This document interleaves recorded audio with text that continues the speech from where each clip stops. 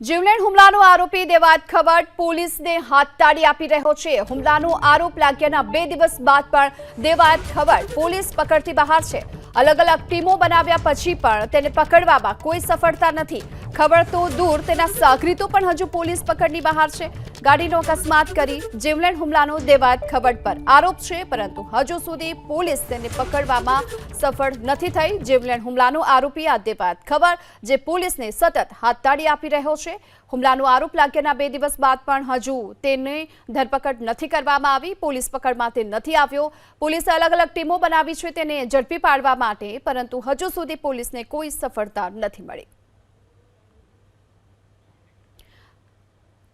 તો દેવાયત ખવડ પર હુમલાનો આરોપ લાગ્યા બાદ સતત 2 દિવસથી પોલીસ તેની શોધખોળ કરી રહી છે। અલગ અલગ ટીમો પણ બનાવવામાં આવી છે દેવાયત ખવડને પકડમાં લાવવા માટે, પરંતુ હજુ સુધી કોઈ સફળતા નહીં।